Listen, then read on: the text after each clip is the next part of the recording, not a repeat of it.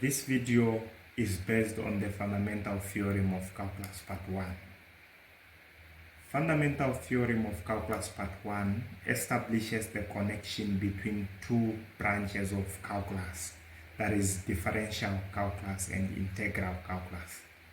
In other words, I can say that this is where you are expected to differentiate definite integrals.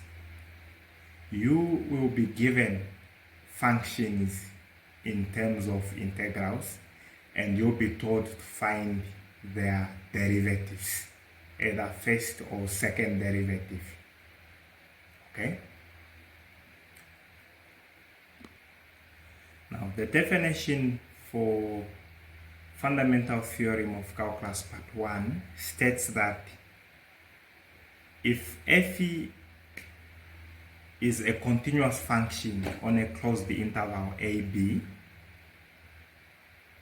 then the function g defined by g of x being equal to the definite integral of f of t dt from a to x, given that a is less than or equal to x, less than or equal to b, this function g of x is also continuous on AB, the closed interval AB, and differentiable on an open interval AB, and we find that its first derivative, g prime of x, will be equal to f of x, our original function, which we stated earlier that it's continuous on a closed interval. Okay, so that is the definition of fundamental theorem of calculus part 1. Now, what does that mean? Okay, now when you observe our function g of x, you'll find that g of x, yes, it's a function, but it's in the form of a definite integral. Okay, so meaning that for us to find g prime of x, the concept or the idea is that we have to integrate first. We integrate the function f of t, then once we are done, we evaluate it from a to x. Okay, and once we are done evaluating, it's when we differentiate for us to find the first derivative of g. Okay, and since differentiation and the integration are opposite versions of each other, once we integrate and differentiate again, it means that we are going to have our original function, which is f of x. So that is the main idea. Okay, now how do we find derivatives of such functions? Okay, now let us have our first example. The question says find the derivatives of the following functions. Okay, now let us have example A. The function y to be equal to the definite integral from sine x to 1 of square root of 1 plus t squared dt. Okay, so the idea is that for us to find the derivative of y prime, it means that we have to integrate and evaluate our definite integral. Then once we are done is when we are going to differentiate. Okay, now what is the shortest way for us to do that? Because for us to integrate this, and once we are done integrating is when we differentiate, it might take us time, a lot of time. Okay, so what is the shortest way for us to integrate and differentiate at the same time? Well, we are going to say that let f of t to be equal to the given function, the given integrand, which is square root of 1 plus t squared. Okay?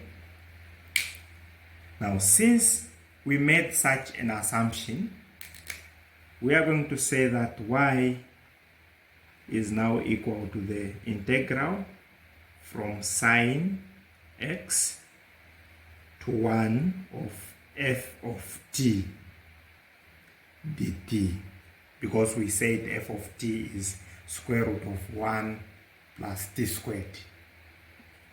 Now, for us to find y prime, the derivative of y, it means that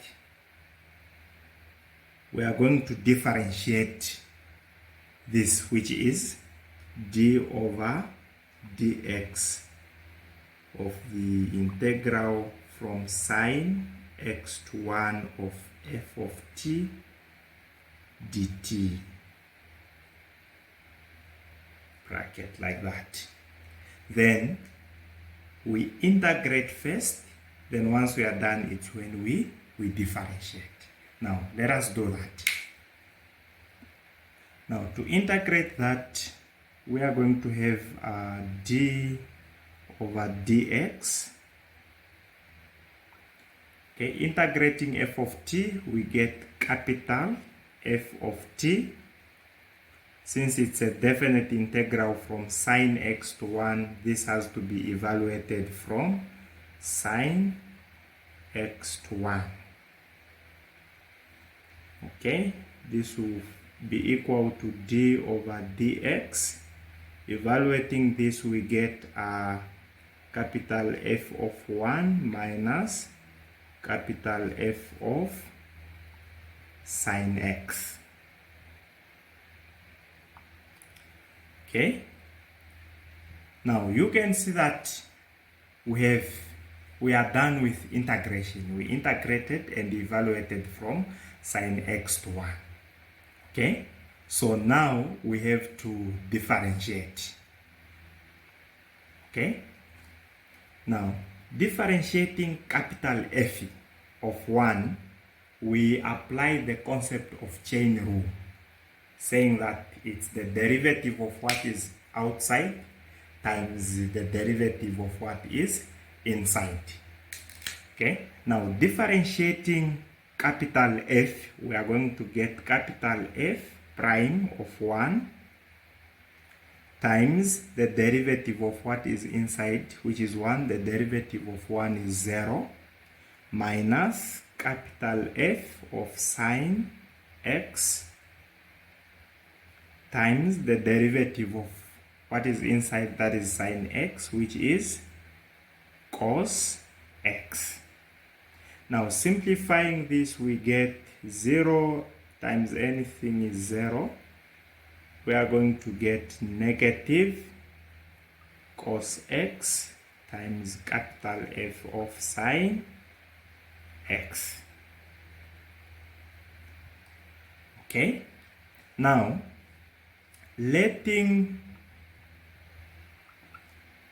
capital F prime to be equal to F, we get that it's negative cos of x small f of sine of x.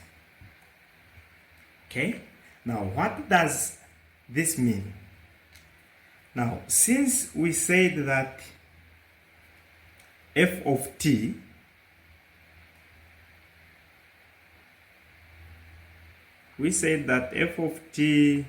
is equal to the root of 1 plus t squared. Okay, now meaning that negative cos of f of sine x, it means that we are going to multiply the function f of t by negative sine, I mean negative cos of x. And once we have multiplied the function, since we have f of sine x, it means that wherever there is t in f of t, we put sine x there. Okay, so finally we are going to have our first derivative as negative cos x times root of 1 plus sine x. The t is raised to the power 2, so sine x should be raised to the power 2. Everything in the root. Now simplifying this, we get negative cos x square root of 1 plus sine squared of x. Okay, and this is our y prime.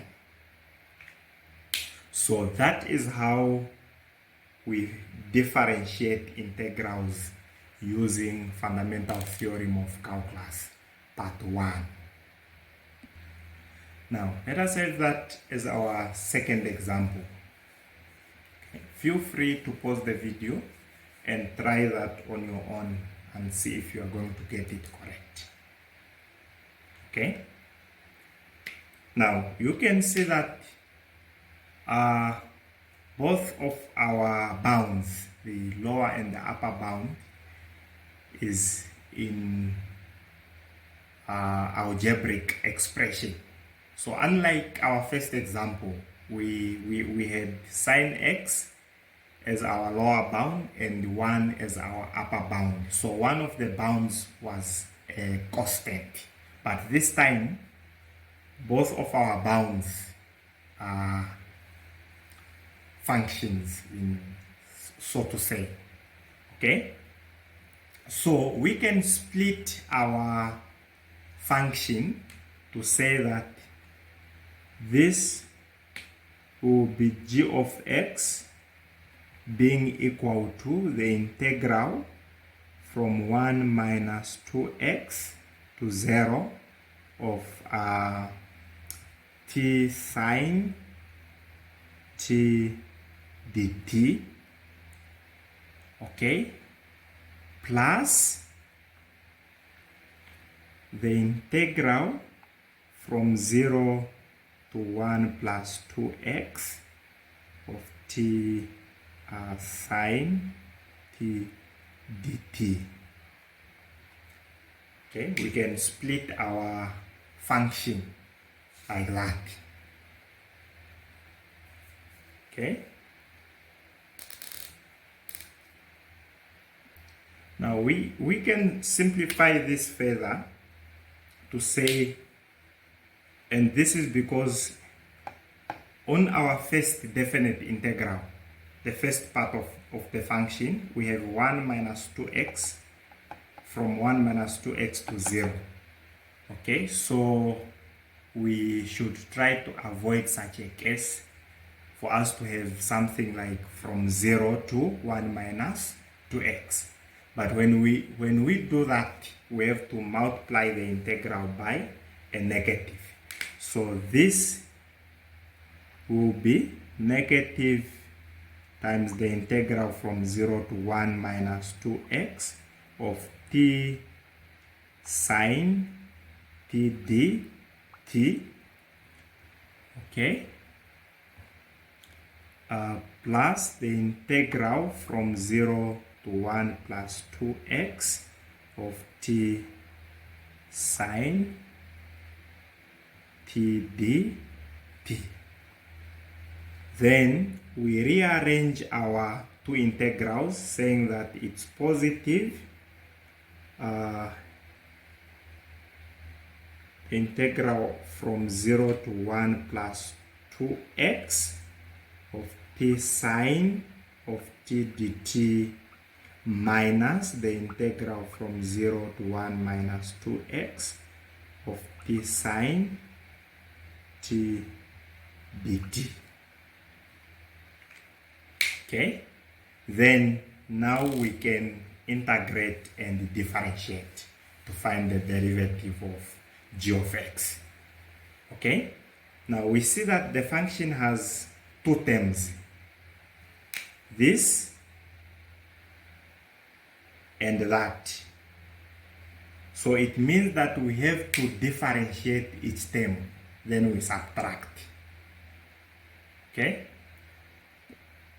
so it will follow that g prime of x will be the derivative of the integral from 0 to 1 plus 2x of t sine t minus the derivative of the integral from 0 to 1 minus 2x of t sine t dt.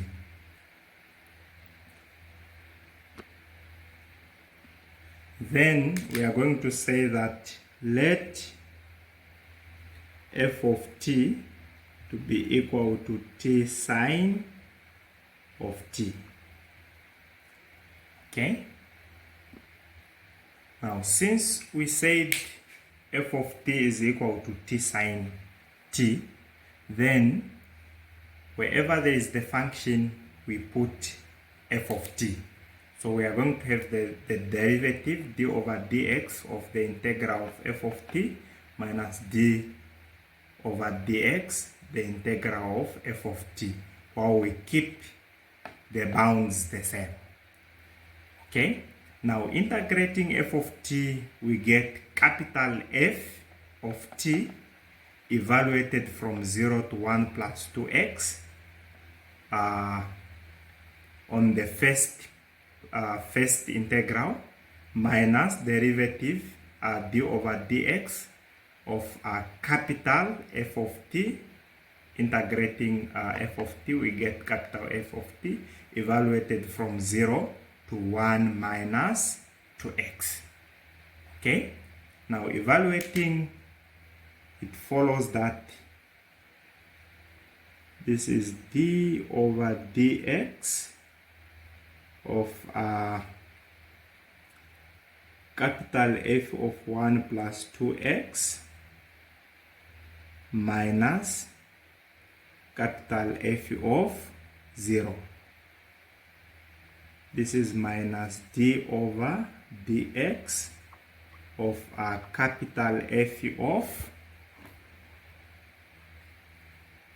1 minus 2x minus capital F of 0.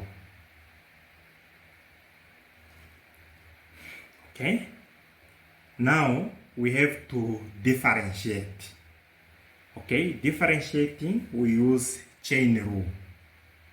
Okay, so this will be capital F prime, we keep what is inside the same, 1 plus 2x times the derivative of 1 plus 2x, which is 2, minus capital F prime of 0 times the derivative of 0, which is 0.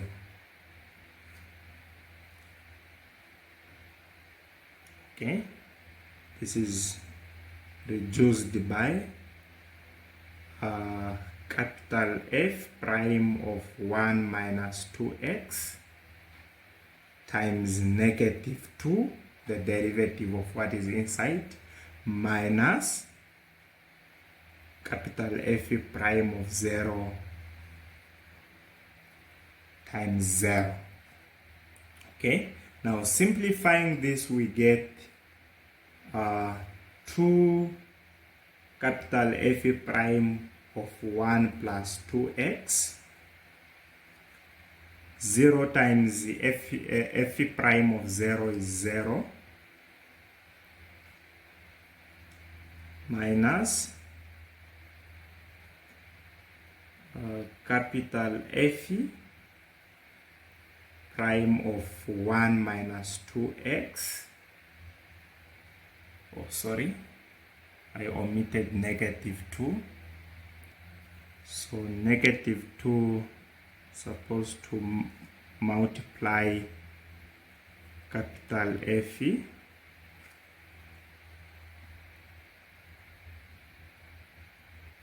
capital F prime of 1 minus 2x minus 0. Okay, now simplifying this, we get 2 f prime of 1 plus 2x minus 0, we get this. Negative times negative 2, it becomes positive 2 f prime of 1 minus 2x minus 0, it remains the same. Okay, now letting capital F prime to be equal to small f, it follows that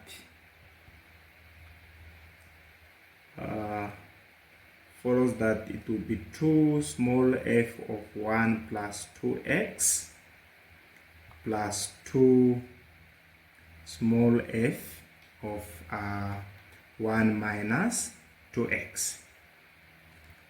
Okay, now we can see that we have two terms where we have a common factor of 2, so we can factor that out to say that this is 2 open bracket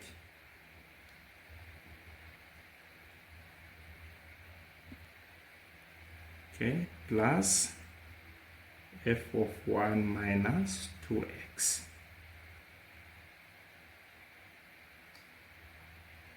Okay, now we said that f of t is equal to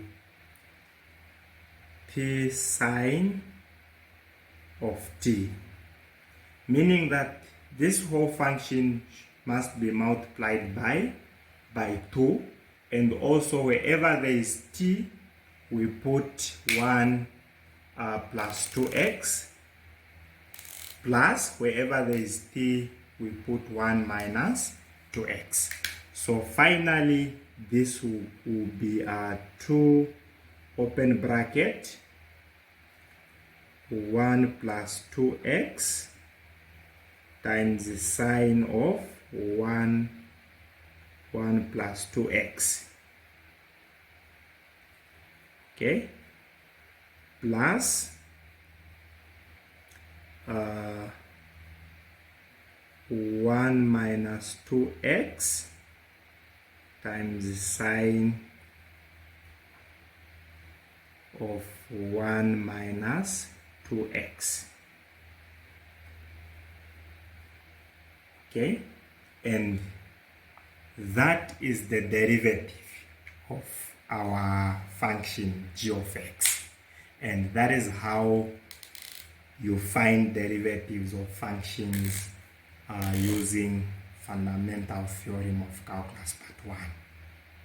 If this video is helpful, productive, please like, share it with your friends, and do not forget to subscribe.